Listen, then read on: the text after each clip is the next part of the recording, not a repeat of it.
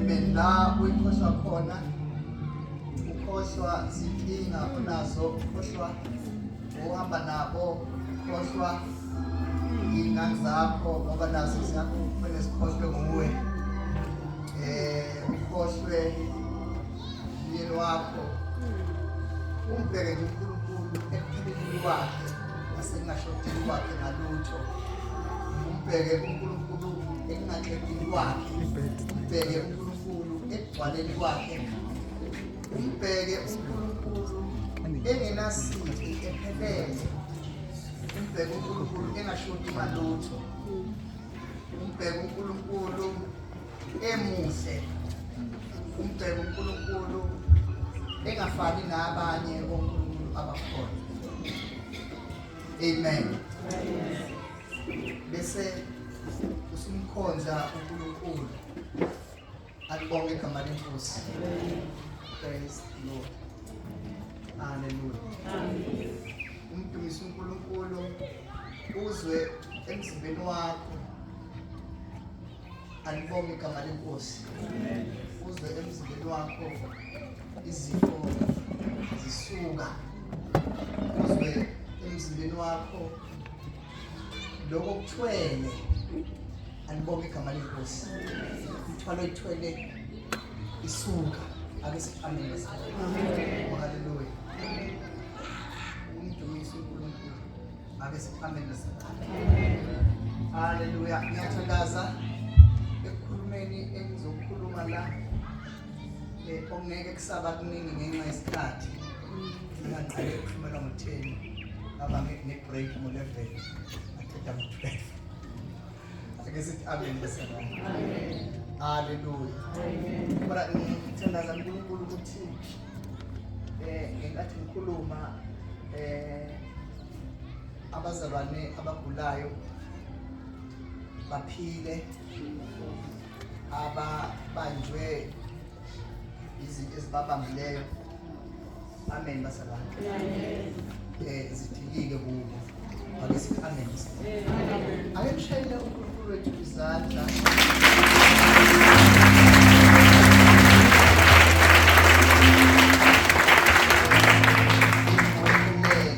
Wakuza omunye, amen. uJesu ethi mfundisi omuhle, wathi cha, omuhle ubani? uNkulunkulu. Amen. Oh, hallelujah. Praise the Lord. Hallelujah. Jabula kakhulu ukuthola ithuba ukuthi uzodlulisa. Amen. Ngizokhuluma ngezinto ezimbili ke bazalwane. Ngizokhuluma ngezinto ezimbili. Ngizokhuluma kafushane. Amen. Ngizokhuluma ngePhasika. Lokho ukuthiwa ngeSingisi it's a Passover. And then bese ke ngikhuluma ibandla. Amen. Ngiyawezwa ke ukuthi lama topic awu-2 athanda ukuthi abe nokuhlukana impela. Ngithi ke sizoba ne-break cishe ka-5 minutes. Bese siqhubeka nenye i-topic. Angeke ngibe isikhathi eside. Ngikhona phakathi phambi kwenu. Amen. Ngiyacela ukuthi ningilalele. Ngicela ukubingelela obaba, ake ngibashele izandla obaba.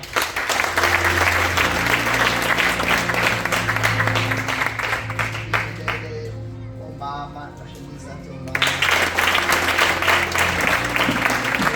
Intombi, ngishele izandla. Ngibingelele nezinsizwa. Amen.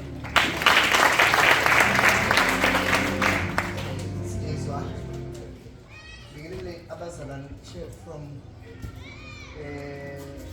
all places la abaqhamuka khona. I know that there are brethren from Eastern Cape, sibashele izandla. I know they are brethren from Gauteng. Amen. And I know they are brethren from Maritzburg. Sibashele izandla.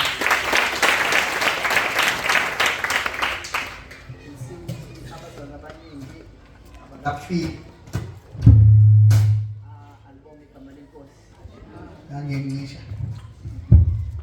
And we hope as the weekend progresses, also come. But I'm bazalwane they are there are a couple of students from my college that in this corner.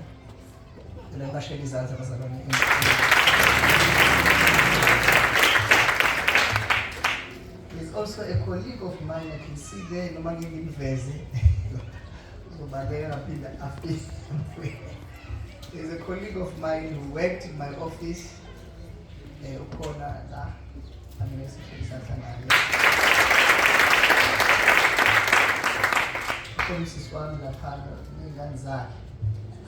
From a social movement. Amen. It's a surprise then as long as we get Amen. Hallelujah.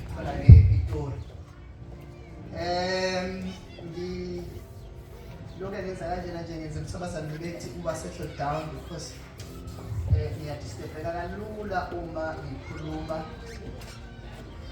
Amen. Hallelujah. Mark chapter 5 verse 6 to 7.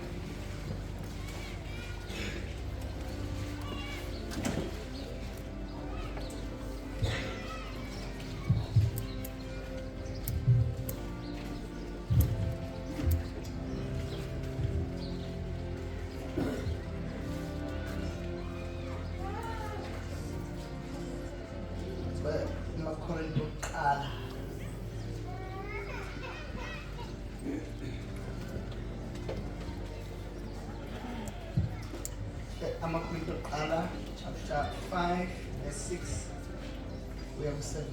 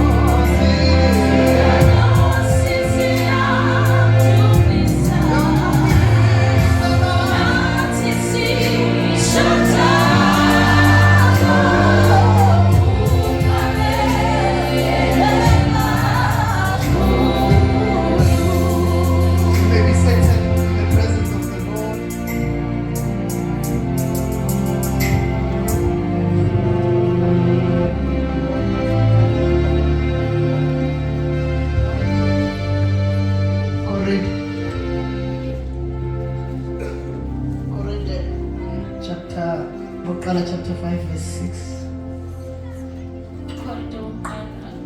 Chapter 5 verse 6. Akukuhle ukuzibonga kwenu. Anazini ukuthi imvubelo encane ibilisa inhlama yonke na? Khiphani imvubelo endala ukuze nibe inhlama entsha. Njengalokhu ningaba ngenamvubelo. Ngokuba nelethi iphasika lihlatshiwe elinguKristu. Albonge igama lenkosi. Amen.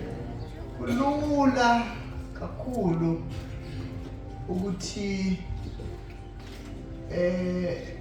umzalwane aquote lelizwi. Amen. Kodwa imvamisa laba abalikhotayo basuke bengazi ukuthi lisho ukuthini. Amen. Namhlanje ke bazalwane ngicela ukuthi ningilalele kafushane, nizame ngayo yonke indlela engaba simple ukucacisa le ndaba yephasika. Amen bazalwane. Nesicelo ke bazalwane sokuthi abazalwane benganyakazi kakhulu ngoba futhi ke ukuthakathaka bami ukusheshsha ngidistebheke uma ngikhuluma. Amen bazalwane. So ngenxa lokho ngiyacela ukuthi abazalwane bangibekezelele. Amen. Bese bayangilalela. Amen bazalwane. Ake ngiqale ngokuchaza abazalwane baseKorinte. Abazalwane baseKorinte hallelujah. iKorinte izwe. Actually it was the capital city of Achaia. Amen. Beli izwe eliseduze nolwandle, elingabude kakhulu nolwandle, linentaba othi mawugibele kuyona ubuke 40 kilometers away indawo yase Athens. I-Athens ke bekuyizwe before i-colonization ibe khona by ama-Roman, which was the capital city of Greece. Amen. Okusho ukuthi umbuso omkhulu uma uzofunda ngokwemilando oke wabakhona ube umbuso wamaGreki ngaphambi kokuthi kube khona umbuso wamaRomani. Okusho ukuthi umbuso wamaRomani took over from umbuso wamaGreki. Ngenkathi amaRoma ethatha over umbuso wamaGreki, they completely destroyed iKorinte. After they've destroyed it, they rebuilt it kabusha. Siyakhiwa uJulius Caesar. Amen bazalwane. Sekuyikolonial. Ngaso sonke isikhathi mawufunda iBhayibheli, you must read the Bible kabili. Read it one as a historical fact. Amen. Okwesibili, you must also read it as a spiritual fact. Kusho ngamanye amazwi mawufunda iBhayibheli kukhona indawo la ethi uJesu ethuneni lakhe babevimbe ngenhle. Amen. ufunde lokho njengento ewumlando owake wenzeka okhona, bese uyafunda futhi ukuthi uJesu ethuneni lakhe babevimbe ngetshe, ufunde as something engakufaka kumoya uma uyifundile. Ake sithi amen bazalwane. Amen. Ngoba yonke into elotshiwe eBhayibhelini, be it people, be it cities, sikhuluma ngezinto ezikhona, asikhulumi ngezinto esibhakabhakeni emkhathini. Masikhuluma ngoIsrael, sikhuluma ngoIsrael onjani okhona. Ngezwe bazalwane. Asikhulumi ngesikeshi. Sindawonye bazalwane. Sikhuluma about physical people who lived physically amongst other people. Ake sithi amen bazalwane. Amen. Bekezelele nje. Alubonge igama lenkosi. Amen. Kungakho ke whenever we read the scriptures, we must read the scriptures in that context. Ukuthi in this story umufunda ukuthi uDavide washaya uGoliath, suvutha qala uwamukela ukuthi there was a man called David and there was a man called Goliath, and they were involved in a battle, and David took a stone and threw the stone to Goliath, and Goliath died. Accept that. Amen. Amen. Bese ke uba slain in the spirit. Kuya ngokuthi uNkulunkulu ukubusise kanjani. Uma endowment akhe, his spiritual endowments. But you have to know that ukuze sikwazi ukuthi si bamsane kahle. Ngicabanga ukuthi you have realized ukuthi imvamisa abantu uma bekholwa bendawonye, into ebaxabanisayo akuzona izintshumayelo kodwa abaxatshaniswa zifundo. Amen. I think we have realized ukuthi uma abantu behlukana abahlukaniswa zintshumayelo, abahlukaniswa yini? Ifundo. Abanye because of ukwesaba, they've chosen to go a road of saying asiyekeni ukufunda, simane senze njani, sishumayezane nje. Amen. Alibonge igama lenkosi. Isizathu sokuthi ukufunda doctrine iba the center of the church, it's because the church is identified by its doctrine. Ibandla lilento enjani elifundisiwe. Sindawonye?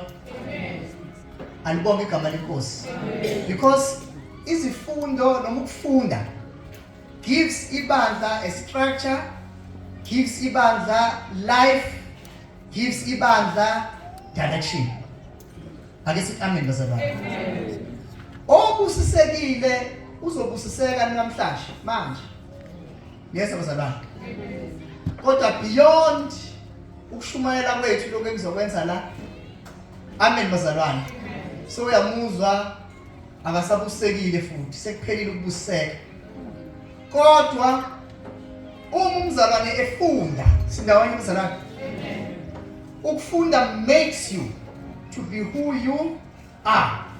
Yes bazalwane. Amen. Uma ufuna ukubona ibandla elinefundiso ezingekho right, kuthiwa yini? False doctrine. Obheka impilo yomzalwane reflects the doctrine akayireceive. Sindawonye bazalwane. Ngoba umuntu uyilokhu akanjani akakufundayo.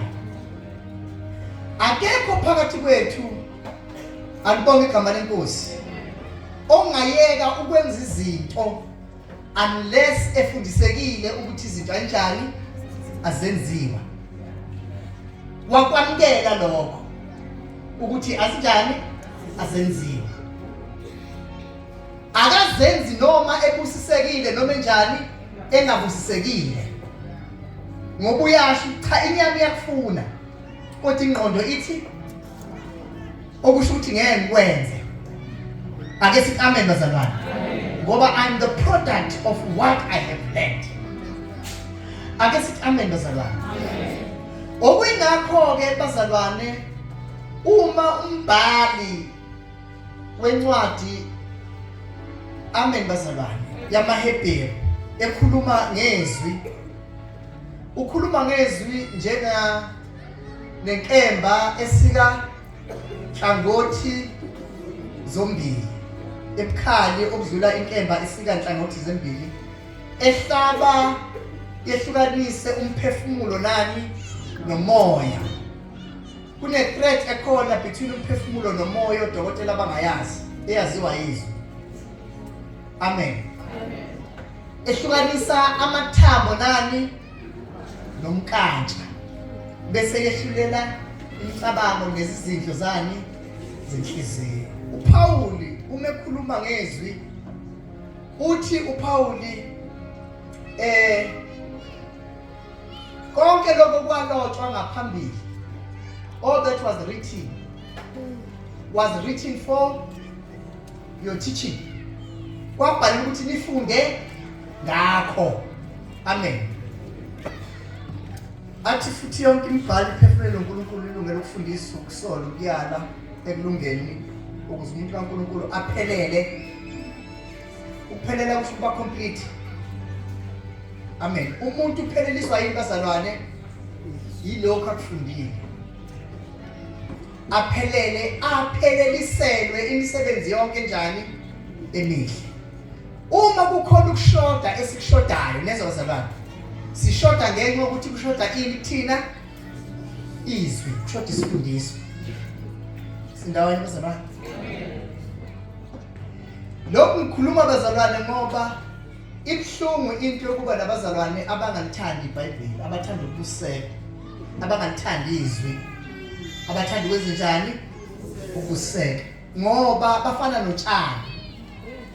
Uma umoya uyale nabo baya, uma umoya uyale nabo baya, abanaso istand, akukho lapha manje lani khona, ngoba abanalo ini?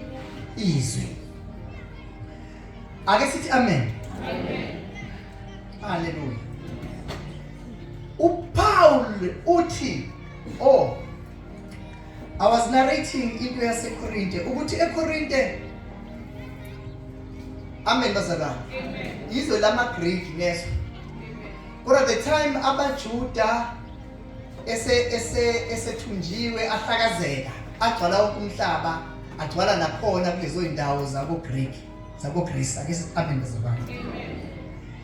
La eKorinte bekade kukhona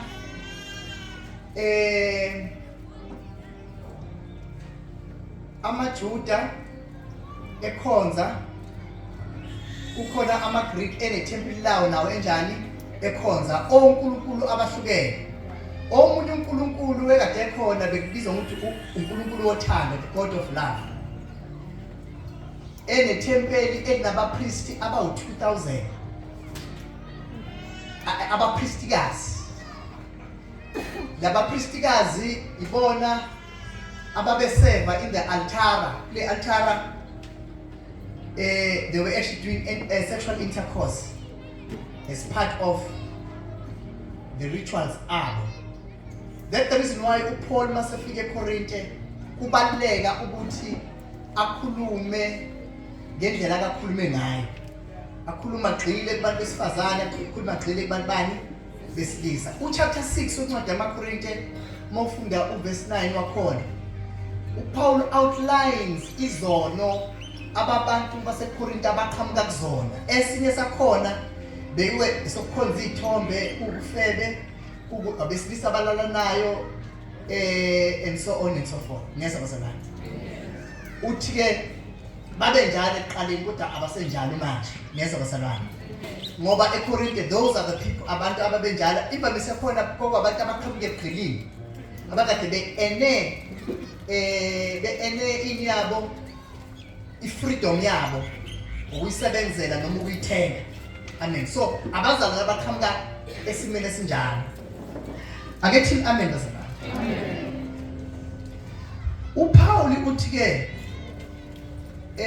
nelenu iphasika uzophinda ukufundela lihlatshiwe elungubani elunguKristu. Lento ethi nelenu iyakuphoqa ukuthi wazi ukuthi uPaul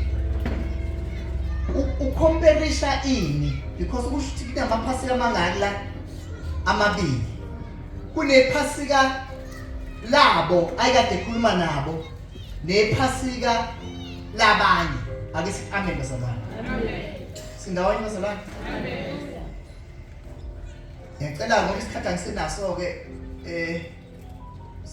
sekuyishwa labantu abangilalela. Neza bazalwane. Iphasika ke bazalwane alibonge igama lenkosi. Iholide lamaJuda namanje asalenza. Neza. Iholide lamaJuda namanje amaJuda senjani asalenza. Ithatha insuku ezu7 days. Eliqala ngenyanga ebizwa ngokuthi inyanga yakhona. Alibonge igama lenkosi. Inisan. Liqala uma liqala the first 2 days ePassover kwenziwa izinto ezintathu. Okokuqala amen bazalwane. Kudliwa isinkwa esingenamvubelo. Sindawanye bazalwane. Isinkwa esingenamvubelo iwayini bese kuzoba nama herbs bitter herbs. Konke lokhu kusymbolize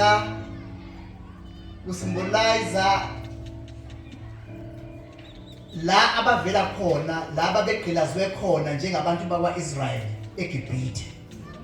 Niyezwa bazalwane. Amen. Kusymbolize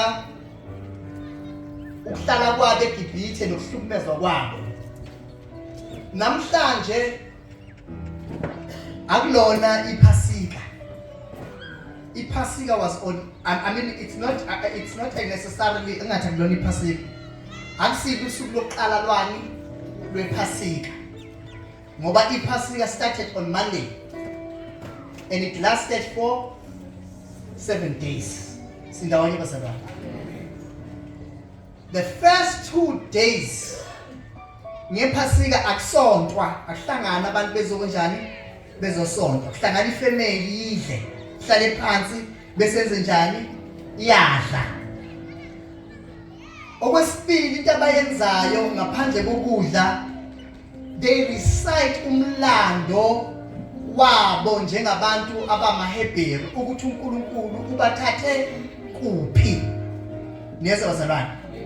Okusho ukuthi iphasika umongo nomsusa walo ingesikhathi uIsrayeli elapha eGibhithe ekhululwa khona la kwacelwa khona ukuthi akuhlatshwe imvana. Niyezwa bazalwane. Bese kuthathwa igazi, yes, ligcotshwa ecapheni. Niyezwa bazalwane. Zabantwana bakabani bakwaIsrayeli ukuze kuthi ingelosi mayifika ezobhubhisa ifika idlule ithi passed over. Iphinde idlule ithi pass over la ibona khona ini igazi. Sindawonye bakhona. Okwesibili uma beyenza lento amaJuda, niyezwa bazalwane, ayenza ukuze acelebrate ukusuka eGibhithe sindawonye bazalwane enqamule ulwandle olubovu aye ezweni la uNkulunkulu akababizele khona okusho ngamanye amazwi iPassover signifies neza bazalwane freedom from slavery okusho ukuthi ukukhululwa phi ekugqileni sindawonye bazalwane ukhululwa bani ekugqileni uIsrayeli hayi wena kodwa ubani uIsrayeli ake sithi amen bazalwane amen oh hallelujah amen amen bazalwane amen so it lasts for 7 days amen amen praise the Lord ngenkathi ngoba konke okulotshiwe nezabazalwane kwakuyithunzana zaloko mtshani okuzayo lento yokuhlatshwa kwemvana nezwe nokuphanyeka kwegazi yayikhomba nezabazalwane ukufika kabani kukaJesu nezabazalwane imvana eyophala sindawonye abazalwane uJesu yena wezozosikhulula hayi ebugqileni baseGibhithe kodwa uzosikhulula ebugqileni bani besono sindawonye abazalwane okuyingakho uPaul mekhuluma nabazalwane baseKorinte uthi ngelenu ini iphasika selinjani lihlatshiwe elungubani elunguKristu ake sithi amen bazalwane amen ngoba uJesu uyena ozokholula hayi amaJuda kuphela amaJuda nabantu bani bezizwe ebugqileni bani bazalwane besono ake sithi amen bazalwane amen isono ukuba sesonweni ukuba ngaphansi kwani kokugqila sindawonye bazalwane amen yindaba sisho njalo ingoba akekho umuntu othanda ukwenza ini isono esifuna wena ukuthi unjani usenze hayi wena ake sithi amen bazalwane ake sithi amen bazalwane so uma kukhona umuntu ophuzayo phakathi kwethu uma kukhona umuntu obhemayo uma kukhona umuntu owenza noma ngabe kuthiwa yini akayenzayo eyisono akayenzi ngoba njani ethanda uyenza ngoba engenawo amandla okuhlukana naso nezozalwane uma iBhayibheli likhuluma ngokukhululeka nezozalwane ukuthi amen bazalwane uthi Paul kumaHebheru eMagalatia uthi nginikele ini inkululeko kodwa ningayenzi ithubaphi uma ukhuluma inkululeko ukuthi manje usungasiyeka ini isono ukusho usungayeka manje that's the kind of freedom manje senjani kuwena kodwa ngithi but you are now free isizathu ukuthi ube free because uJesu nezabazalwane alibonga igama lenkosi useyifele ini bazalwane izono ake sithi amen bazalwane zethu kuyazwakala bazalwane kancane alibonga igama lenkosi oh hallelujah amen okusho ngamanye amazwi bazalwane you will never understand ukuthina unless you understand iphasika amen amen manje ke umbuzo uthi pho ke iPassover njengoba kweyamaRomani noJesu kowethu neze bazalwane pho ama-Easter wona asho ukuthini sindawonye bazalwane ama-Easter wona asho ukuthini ake siqale kanjena ke bazalwane amen bazalwane ukuze ni understand kangcono ake siqale kanje njengoba sikhona la we are still ngokwama prophecies neza bazalwane nangokwe reality we are still under Roman government neza bazalwane namanje yingakho eSouth Africa kusebenzisa umthetho ethiwa i-Roman bani Roman Dutch bani law because we are still thina kuphela cishe izwe lonke jikelele. Niyezwa bazalwane, ngenkathi amaRoma ethatha over from amaGreek okuyiwona okade in charge ezweni elaziwayo ngaleso sikhathi, amaRoma ashintsha yonke into including ikhalenda. Sindawona, yingakho manje we are not using a Jewish calendar. Ingakho thina sicabanga ukuthi iPhasika linamhlanje kanti iPhasika laqala ngobani? Ngomsombuluko. Ngoba thina namaJuda asebenzisi ikhalenda enjani? Eyodwa. Bona they are using Jewish calendar, thina we are using a Roman or Gregorian calendar.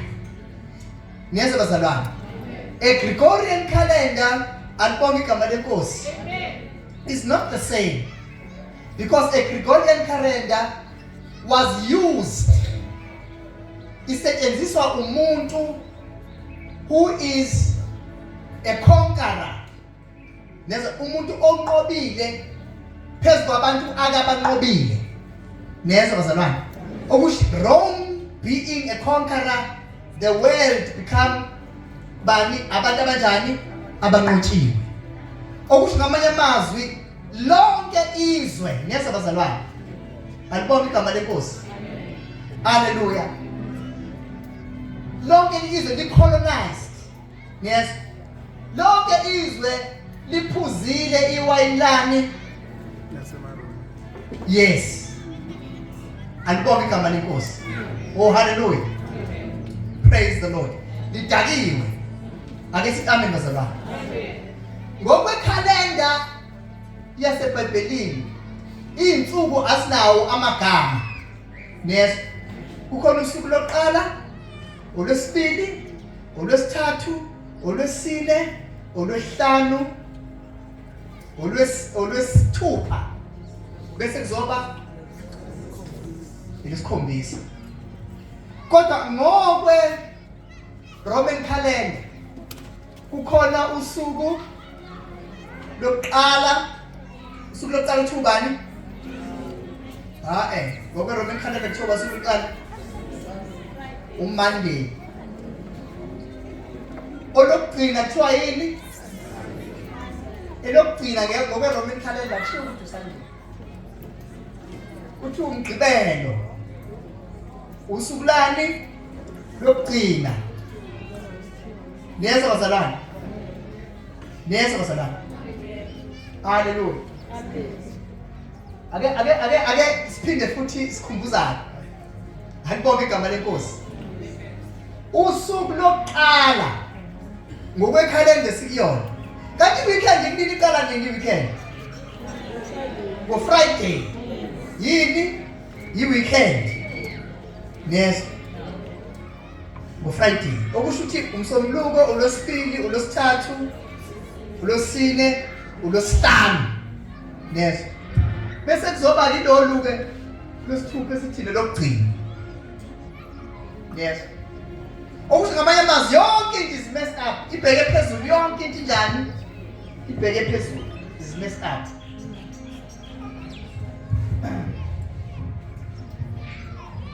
AmaRoma masethathe over umbuso. Niyezwa bazalwane? Masethathe over umbuso bazalwane, saba neshwa eyishasa nhlanje ukuthi kube khona umuntu, angithi amakholo aqala bazalwane ayakade ehlukunyezwa. Yes. Ayakade ehlukunyezwa nje amakholwa, including uPaul bekade njani ewahlukumeza amakholwa. And ngaphakathi kwamakholwa babengekho abantu abaningi abafundile.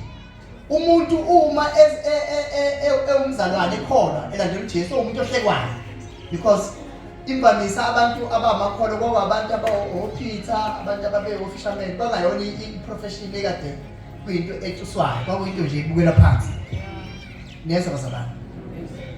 So ehlukunyezwa amakholwa until such time lapho khona eRome kube khona umbuso obizwa ngokuthi Constantine ofike wabusa khona.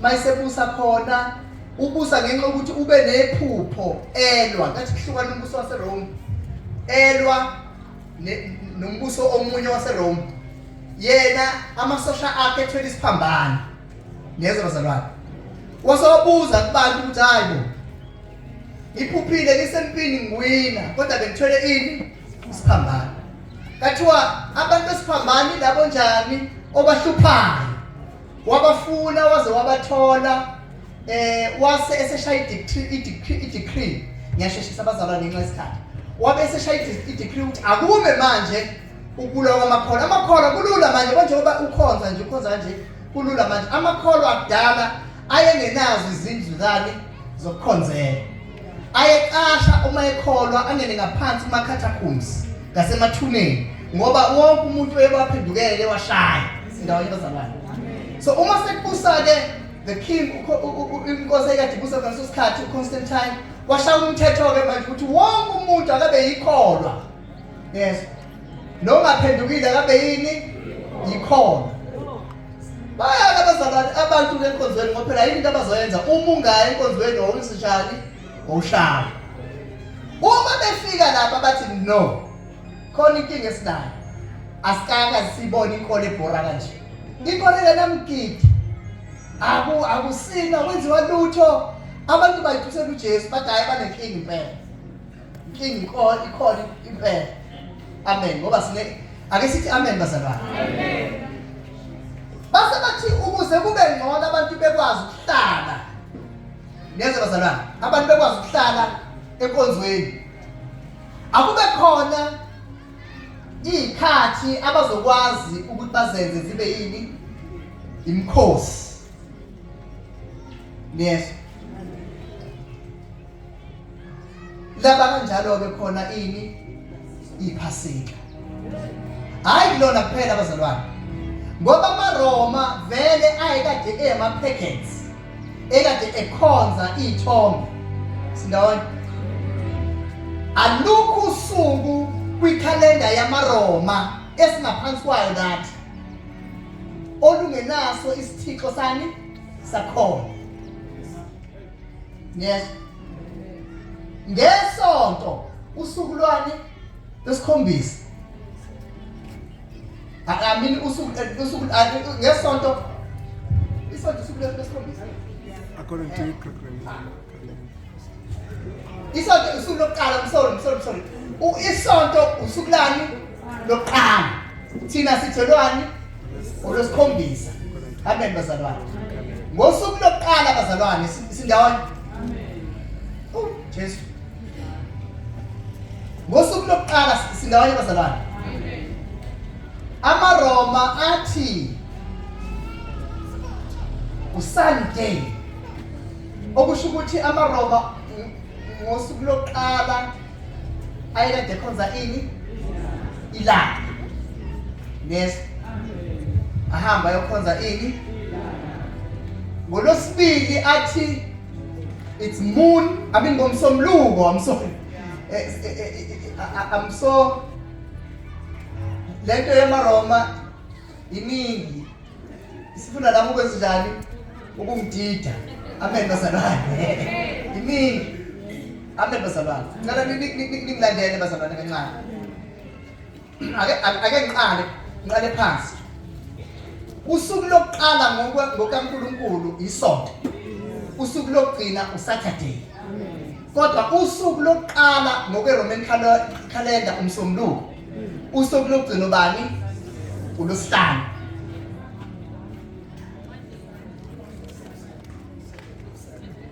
usuku lokuqala yisonto ngokwekhalenda kaNkulunkulu usuku lokuqala lwani lweviki uSunday olokugcina ubani uSaturday ngokwamaRoma usuku lokuqala uMonday elokugcina amen cha iweekend kanti nini kunini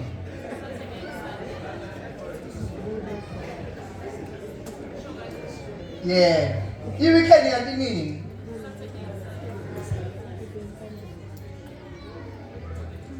okay okusho ukuthi uma iweekend uSaturday Sunday isonto liphela nini Friday ngokwe Roman calendar. Yes.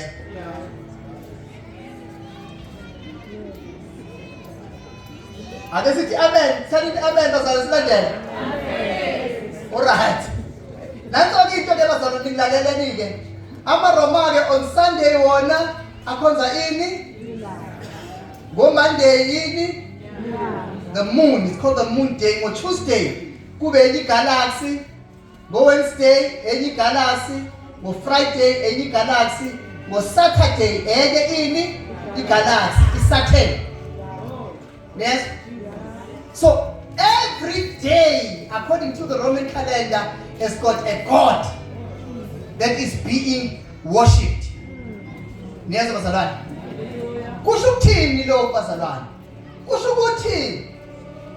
ukuthi uma ukhonza unenkonzo ngomsombuluko usukhonza imuni yini? Cha. Yes. Kusho ukuthi ngo Tuesday mokhonza ngo Tuesday usukhonza enye galaxy yini? Ngo Wednesday mokhonza usukhonza enye galaxy yini? Kodwa neyazi colonialism ukuthi yenze njani? Ithatha izinto zakho iguqule izenze ezesitha. Niyeza bazalwane. On Saturday usukhonza iSaturn yini? Niyeza bazalwane. On Sunday usukhonza ilanga yini? Cha. Okusho ngamanye amazwi iRome ikomande zonke izikhathi nazo zonke izinsuku. Kodwa kusho ukuthi asikwazi ukwenza njani ukuyisebenzisa thina. Kodwa sike sikenzi lokho kwenziwa yini? Iyona. Sindawonye bazalwane. Ngoba awukwazi ukuthi ngeke ukhonze ngoSunday ngoba ngoSunday kwakhonzwa ini? Ilanga. Kodwa ubukhonza ngoSaturday kwakhonzwa ini? iSaturn. Futhi uye enkonzweni ngomsombuluko bengesidingo kwakhonzwa ini? Imuni. Neza bazalwane. Into ifuna ukuthi wena ube umuntu uzidecolonize engqondweni yakho nalaphi nasemphefumulweni wakho. Ukukwazi ukukhonza ukhululeke. Sindawonye bazalwane. Whether ukhonza ngesonto noma umsombuluko noma uLwesibili noma uLwesithathu noma uLwesine noma uLwesihlanu noma uMgqibelo noma yini isonto. Yingakho uma uPaul esenenkinga yabazalwane mayelana nezimfundo. Amen bazalwane. Uthi umuntu uma ekhetha usuku akube yini yilo lolo suka kanjani akakhetha. Yona sizathu ukuthi ngeke umuntu ongakuphokha ukuthi ukhonze ngosuku olithanda uye including uSaturday. Ngiyeza bazalwane including ubani? uSaturday. Alibonke igama lenkosi. Saturday ke iyahlupa. Amen bazalwane. Ngoba angazi ukuthi ibukhuni kanjani ngoba ilula. uNkulunkulu bathi ufuna ukukhonza ngoba uNkulunkulu wagcina ngobani? ngoSaturday. Okay, emva kwalokho asenzani? Emva kwalokho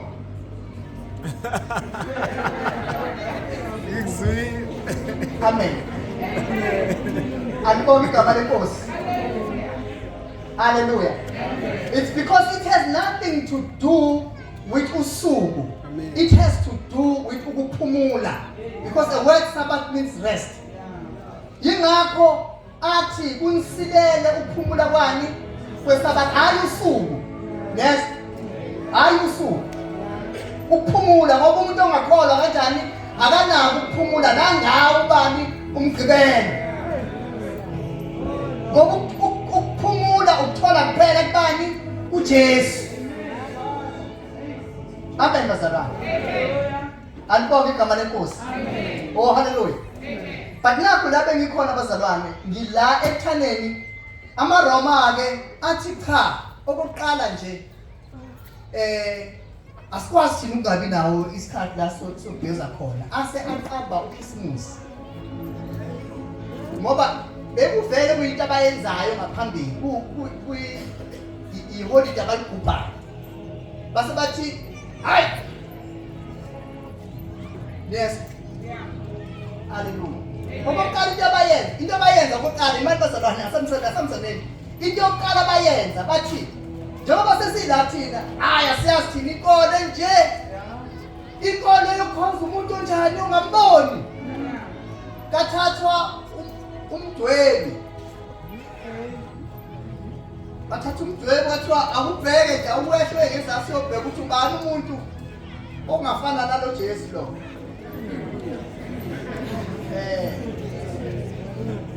waya uDavid waya ngezasi wabona umfana othize omunye bishop wathi hayi nangu umuntu ongafana nobani noJesu wabe seyamdweba-ke emdweba wamthatha wamfaka-ke esontweni namanje abanye abazalwane banaso isithombe salowo mfana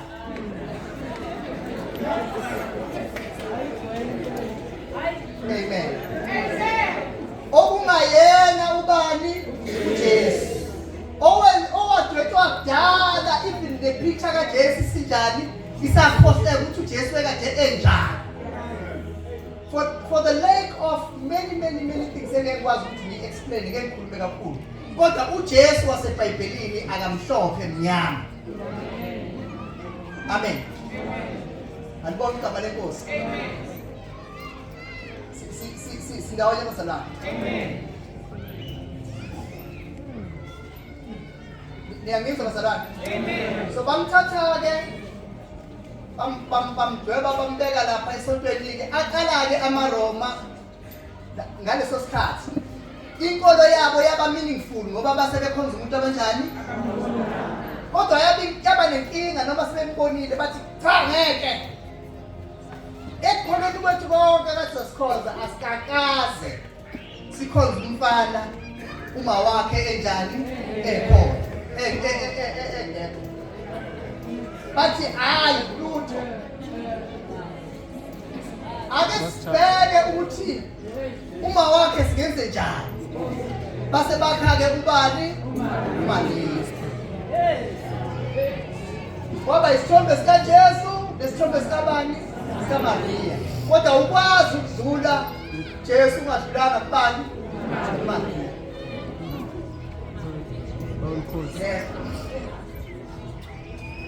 washo futhi ukuthi hayi ngeke kuningi hayi inkolo le iyahluka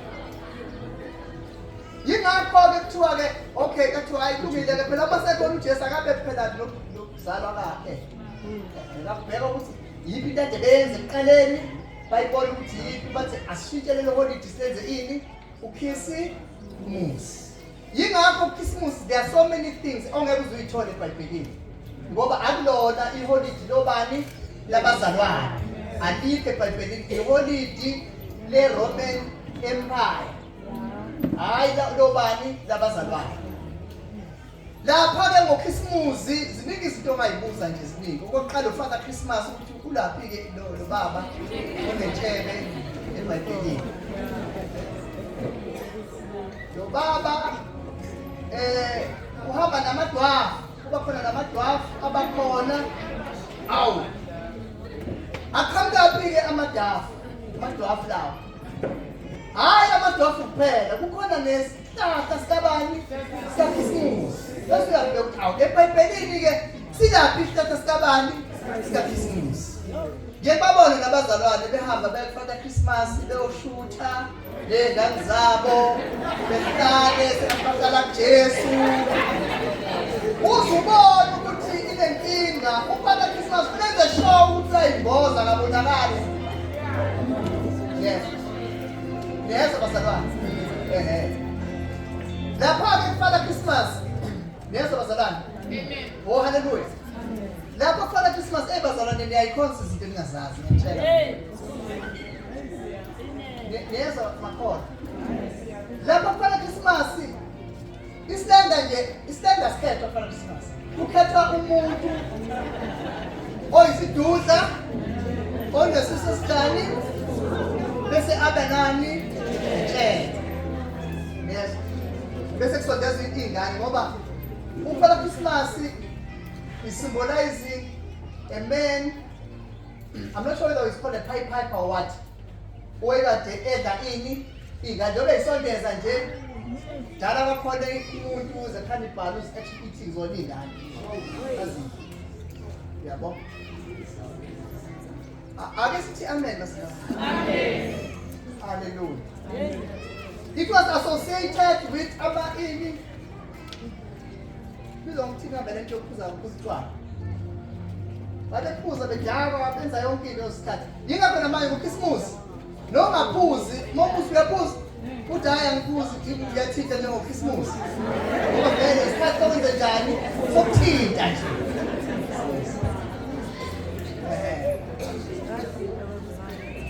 Ngoba it was a holiday which was designed for that. Yes, amen. Yes, amen. Bese kuthi ke iPhasika ke yes, amen. iPhasika akukho eBhayibhelini la ukuthi khona lokho sithi iPhasika lokho thina sibiza ngePhasika sekalona iPhasika neso ama-Easter. Yes. iPhasika lani lamaJuda. Ama-Easter obakhethe. Amen. Abona wabani wabazalwane. There is nothing that says mzalwane kuma-Easter. Neyodwa. Hayi ngizwela ukuthi ngithini bazongizwa kahle. Ayikho neyodwa into ethi mzalwane ngama-Easter. Ngoba iholiday nje elenziwa amaRoma ngoba ebonta ayengeke. Yabona lento. Awukho into esenza babuyisa izinto zabo zesiqaleni bazozenza khona la endlini kaNkulunkulu. Namanje amaRomani basayenza lento. Okokuqala ngilaleleni. Okokuqala akukho eBhayibhelini ukuthi uJesu wafa nini. Okay, asikiyeke ngoba vele siyazi uyafa. Wafa. Akukho ezwini kaNkulunkulu ukuthi uma sefileke anohlangana bese nikhupha ini ukufa kabani kwakhe. Yes. Amen. Lesikhathi lesi sikusona isikhathi esihlanganiswe nezinto eziningi ezirong. Ama-scams, ikeshi namanga. Amen. Niyezwa bazalwane? Amen. Thina uma sihlangene kanje bazalwane, uma wake wahlangana nathi ngaphambili. Akekho umzalwane ohlangana bese ekhuluma ngePhasika. Amen. Siyahlangana sizokhonza ngoba isikhathi esivulelekile sokuthi abazali benjani. Njengoba sikhonza kuzona zonke izikhala ezivelayo. Nalasi njani siyakhonza. Ngoba akulona iPhasika lina. iPhasika kufuna ukuthi ube nesidlo osidlayo, sibe newayini, sibe nokudla okukhakhayo intunga okusathungwana. Khakhayo bese uba nesinkwa. Nezwa bazalwane. Isinkwa, I'm sorry I won't be able to explain kakhulu, but mhlawumbe ukulo isikhathi ngichazisise kahle.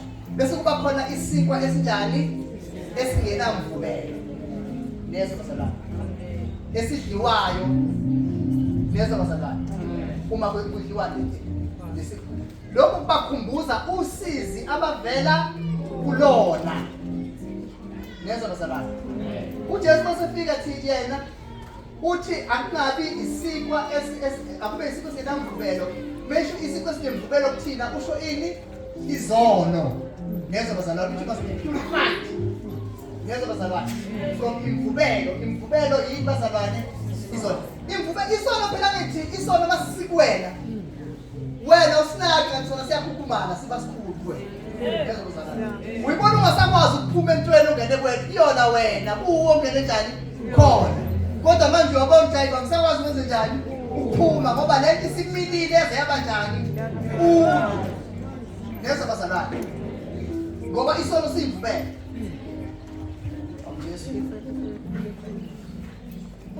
Nezwa bazalwane. Amen. Ngiyangizwa bazalwane. Amen. Hallelujah. Akekho umuntu othanda isono, khona oyedwa umuntu njani? Isono nje asithandeki. Kodwa waba nesho lokuthi isono usamukele. Sizala ini? Sikhukhumale, uthi uyaphaphama, Sesigcwele wena. Awusazi nokuthi uzokwenza njani. Ingakho kukhona abazali abakhalayo manje ukuthi abe ngiyakholwa manje ngizoyenza njani ingane. Besho kanti babayi.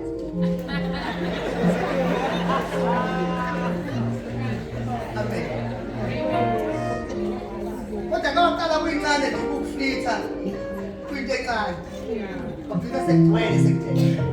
Ngoba izono zifika zikwamandele zikubamba maseqedile ulapha. Lapha-ke bazalwane ngicela ningizwe kahle-ke bazalwane kulokhu lento iyangibambezela ngikhuluma into engiyendlulayo kuyona kodwa kubalulekile ukuthi ngikhulume lapha kuma-Easter sindawonye bazalwane akekho uJesu kuma-Easter kunonogwaja. There is a rabbit there. And secondly lapha kuma-Easter kunama-Easter eggs. Akekho ubani lapha. Abazalwane nje nabo abanye ababona bebebhizi bethengela ingane ama-Easter eggs. Agcwele njengoba silana nje agcwele lapha. Nasey'koleni bahambe kufuneka imali yani yama-Easter egg. Sindawonye bazalwane. Bathenga abazalwane bagcwalisa endlini badla ini ama-Easter egg. But masibabuza ukuthi ama-Easter egg ahlanganaphi noJesu? Ngeke beze benjani? Ngala ningizweke bazalwane. Ama-Easter ama-Roma ayifuna ingakho ama-Easter ngelanga aba ngobani?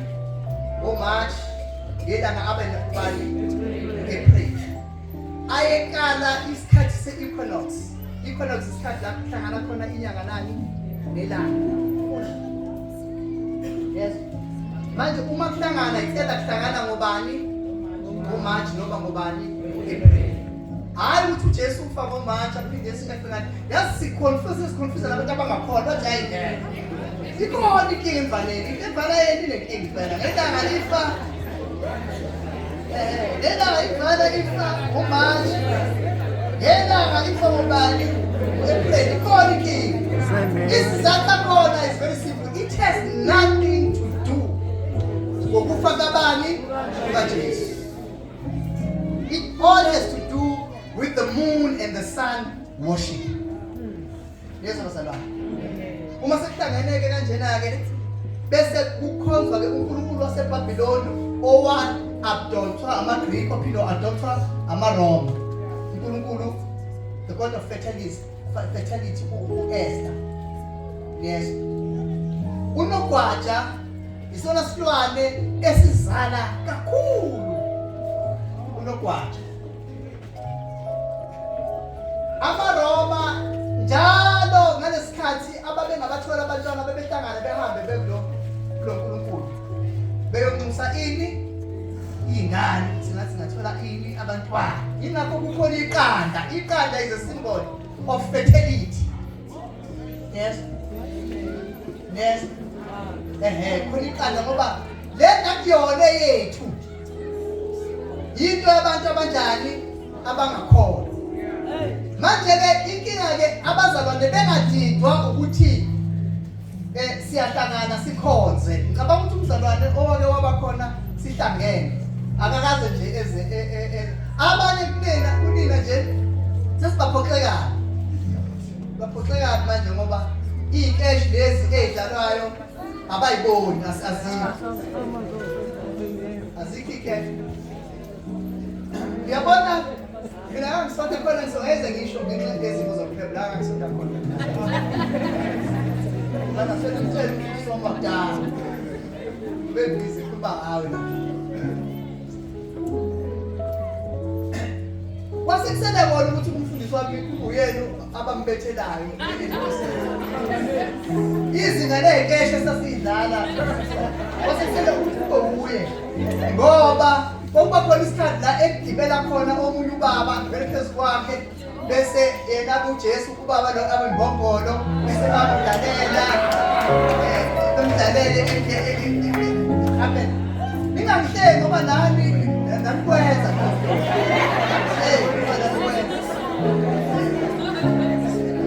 abanye bakhona ngisakulangazela ngiyabona engabe ngiyoqala nebheka ubani umuntu ozogibela omunye la kudala.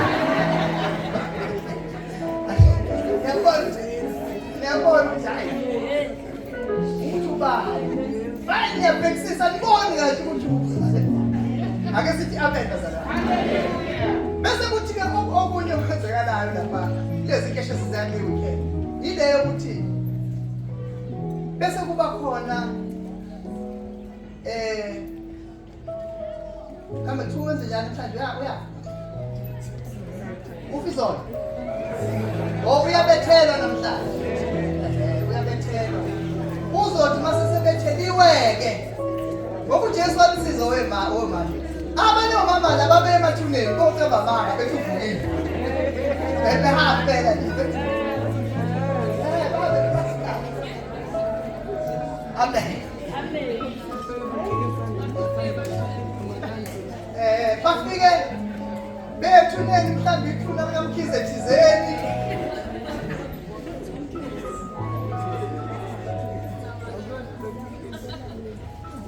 lento kusothi ibuhlungu abazalwane ngoba ake sithi amen ukhona umzalwane engaxoxelwa ukuthi angingaphe esontweni ufuna ukuthi ube negama lokusonto fana ikhabo bona konenkinga ufe enganalo ini igama lokusonto wathi wafuna ukwenza inkozo-ke ukuthi ahambe njani eyoqala ingaba hayi behlanganeke abazalwane ngoba bonke abantu abafile bayathanda amathuna bayathanda ukuthi baye ngasemathuneni namabandla abantu abafile akhuluma ukufa kwey'manje isami nokufa nani kwey'manje ngoba vele bebafile yabo sebamqambako igama bebuyeke izinto ziqhubeke zingahambi kahle kuthiwa kulalele nimqambe igama ekuthini babeshwa hayi bamqambe igama lomuntu wesifazane kodwa manje kuyele ukuthi kuyoqanjwa elinye futhi amen ngabe ngiyawasho lamagama lawa nobanye obaba abadala balawo lamagama ake sithi amen bazalwane. All right, amen. So what I'm trying to say bazalwane, to cut a very long matter short, ukuthi thina njengabazalwane asingeni kuma-Easter. Ama-Easter is a pagan worship ritual which is based on a goddess called Easter. Goddess is the god of fertility. That there is no kukhona unogwaja kukhona nani namakhala. Yabo abanye nje uNkulunkulu engabasizi babeze kwenziwe i-egg hunting. Try yadlala la yadlala i-egg hunting. Beka ini amakhala. And then you ask yourself here, uJesu ke ungena ngaphi kulo? Akangeni indawo sindawonye abazalwane. All right, to summarize before see let's take a break just to summarize engishoyo. Amen bazalwane. Alibonge igama lenkosi. Amen. Iphasika likhona yes. Akulona leli. Ngikhuluma ngephasika. Iphasika likhona Passover lenziwa amaJuda ngoba amaJuda asenjani asekhona. It takes 7 days. 2 days for meals and the other days is for other activities until the last day is 7. Yes, bazalwane. Sindawana? Number 2. Yes, bazalwane. uJesu sindawana bazalwane. Ngicela ngizwe bazalwane. uJesu ubelibhuba yena ini bazalwane? Sasini. Ubelibhuba phasiyana. Ngoba uJesu wafa wabethelwa after ubusuku wekade edle isidlo sami sephasini. Sindawana bazalwane. Ingakho lo Paul athi ngobusuku obandulela ukukhashela kwabo wathabatha ini isiko neza bazalwane. Babe sethi ke lokhu kwenzeni ukuze linjani likhumbuke. Owenza lokhu ukwenza amemezela ukufa nokuvuka kwani uthi akwenziwe lokho esenjani ize ibuye ini inkosi. Singawanye bazalwane. Oh haleluya. Kodwa isimboli yakhona manje, isimboli ayisafani nasekuqaleni. Ekuqaleni amaJuda wona isinkwa and the bitter herbs was symbolizing the hardship abavele kuyo. Thina ngapha uthi lokhu symbolize umzimba, lokhu symbolize ini igazi lami. So it's totally different from into ezwa ini ama Jews. Amen. Umbuzo wabakhona uthi kufanele thina sibambe emaketeni. Ngoba no Paul waqhubeka bathi abakwenze. Neza bazalwane. Alibonke igama lenkosi. Noma namaJuda noJesu ekade kwenza. Alibonke igama lenkosi. Paul akafaka isikhathi. Uthi ngesikhathi elikwenza hayi ngesikhathi sani sefasting. Kodwa ngesikhathi nini elikwenza ngoba senza something different from what they were actually doing before. Ake sithi amen bazalwane. Amen. Oh hallelujah. Amen. So okugcina ke bazalwane to explain into bengi-explain azikho insuku amaRoma angayithathanga. So awukwazi ukuba ngcono kunabanye ngoba ngenxa yani insuku ngoba zonke insuku amaRoma njani ayithatha. Sindawani? Amen. Okugcina ke bazalwane lo bekhuluma ngakho manje ukuthi amen bazalwane ama-Easter nePhasika kufani nokukhonza kwabazalwane nePhasika njani kufani. Neza bazalwane. Siyaxolisa kakhulu bazalwane namazwe ayisikhombisa njani bazalwane. Awe. Kusakhulu. Nawo njalo awayenzi sense. Ngiyakubona sengathi mina ukufundisela abantu ukushumayela ingane esanduphendula ukufundisa wenze njani ukushumayela. Neza bazalwane. Futhi hayi yonke inhlobo yokushumayela, ukushumayela lokuthiwa textual bani preaching. Lokho kuthiwa ukujoyina ini itekisi. Ukukhuluma ngalento le onikwe yona. Manje usubhedele. Mo itekisi diabetes. Ngoba kuthiwa usho ukuyisho lokho. Ugcina ususho into omunye washo njalo uthi inhliziyo zethu zingakhathazeki kholwani ubaba nikholwa yini ngoba ekhaya likababa izinto enjalo. Bambelela lapho ukuthi nayo indlu yakhe.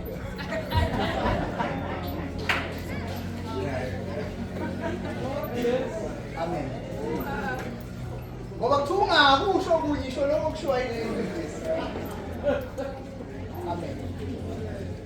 Iyafana nabazalwane. Yabona uma umzalwane ngekolisa. Uma umzalwane oshumayela ngetopic uba nama-error amaningi. Ngoba uma ufunda iBhayibheli it's either you read out or you read in.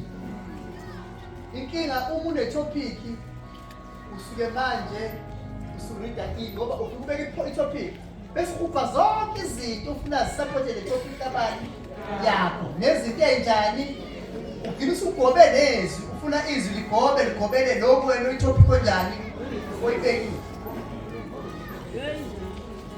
Sekukhona amanyala amaningi okhulumayo manje ngoba wena ufuna khona umunye umzalwane wathi ngedela lokho nakho uyithola njani ongenako wathatha wonke amajakhethi abazalwane onke amajakhethi wathiwa umuntu esikorokoro hambisa isikorokoro sakho ubanengoto akukho eBhayibhelini lokho. Amen. Kodwa kwithopic emnandi dedelo njani ukuze uthole njani namabhanti amadala ayigcwele amabhanti ngoba wakubeyibonke ngefuna ibhanti elinhle akuthole usetele ibhanti ngoba kuthiwe itopic ithi dedela lokho njani ongenako. Amen bazalwane. Hallelujah. Amen. Ngiyazakala futhi kancane bazalwane. Beni Kuyazwakala. So uma sihlangana niyezwa bazalwane. Awu he. Uma sezenjani sihlangana asigubhi ini asile. Sisuke sokhonza. Sizovuselelana. Uphela. Niyezwa. Awekho abazanjani. Ayikho futhi nemidlalo esinjani esizoyidlala ikesh esizozenza azikho. Niyezwa bazalwane. Sizokhonza uphela.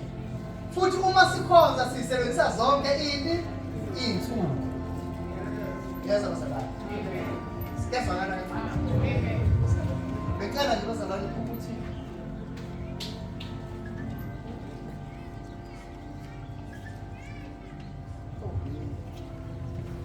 awu hey manje inkinga zokuthi bangithi mani thatha 10 minutes and vele lesikhathi sami sesiphelile.